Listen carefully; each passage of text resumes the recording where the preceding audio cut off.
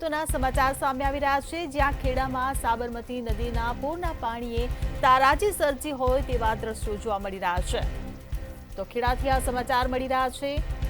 ખેડામાં સાબરમતી નદીના પૂરના પાણીથી તારાજી સર્જાય છે, જે દ્રશ્યો અમે આપને ટીવી સ્ક્રીન પર બતાવી રહ્યા છે।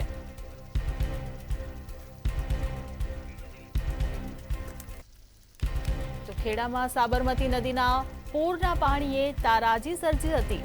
રસિકપુરા અને પથાપુર ગામમાં પૂરના પાણી ફરી ભરાતા વહીવટી તંત્ર દ્વારા પૂરને લઈને કામગીરી હાથ ધરવામાં આવી હતી। ત્યારે પૂરના પાણી ઓસરવાના ચાલુ થતા તંત્રએ પણ રાહતનો શ્વાસ લીધો હતો। તો પ્રાંત અધિકારી તેમજ મામલતદારે અસરગ્રસ્ત સ્થળની મુલાકાત હાથ ધરી હતી, જ્યારે ગામમાં પૂરના પાણી ફરી વળતા 170થી વધુ લોકોનું સ્થળાંતર કરવામાં આવ્યું હતું। 8 લોકોનું એસડીઆરએફની ટીમ દ્વારા અને 3 લોકોનું એરલિફ્ટથી રેસ્ક્યુ કરવામાં આવ્યું હતું। તો પાણી ઓસરતા ખેડા ધોળકા રોડ પુનઃ ચાલુ કરવામાં આવ્યો હતો।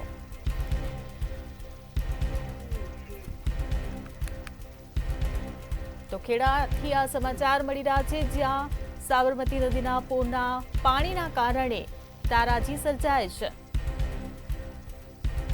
તો તારાજીના દ્રશ્યો તમે ટીવી સ્ક્રીન પર જોઈ રહ્યા છો। તો 8 લોકોનું એસડીઆરએફની ટીમ દ્વારા અને 3 લોકોનું એરલિફ્ટથી રેસ્ક્યુ કરવામાં આવ્યું। રસિકપુરા ગામે તથા રડુના તાબે જે પથાપુરા ગામ છે, ત્યાં આગળ પાણીનું વોટર લોગિંગની સમસ્યા આપણને જાણવા મળી હતી। અત્યારે અહીંયા તંત્રના સરપંચશ્રીના સહયોગથી જે પાણીનું વોટર લોગિંગની સમસ્યા હતી એ ગઈકાલે રાત્રે આપણે હલ કરી દીધી છે અને અત્યારે સ્થિતિ પૂર્વવત થઈ રહી હોય એવું જણાય છે।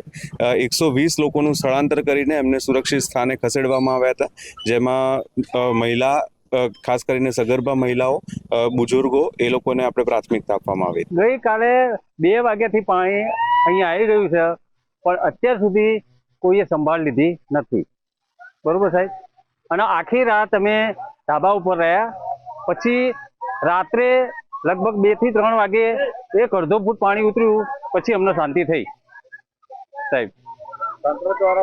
તંત્ર દ્વારા તો કોઈ આવ્યું જ નથી સાહેબ, કે કોઈ અમારે ખાવા પીવાનું કોઈ એ જ નથી લીધું સાહેબ।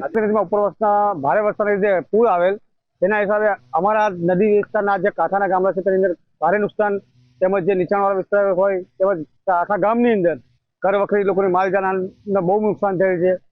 તેમજ આશરે કેટલા ઘરોને નુકસાન હશે? આશરે 200 થી 300 ઘરોને નુકસાન હશે, પાણી જે ઘૂસી ગયેલું। અને ખેતીવાડી ટોટલ અમારા ગામની 600 થી 700 વીઘા જમીન છે, ટોટલ પાક નિષ્ફળ ગયા છે। પાક ડાંગર, કપાસ તેમજ અન્ય શાકભાજી।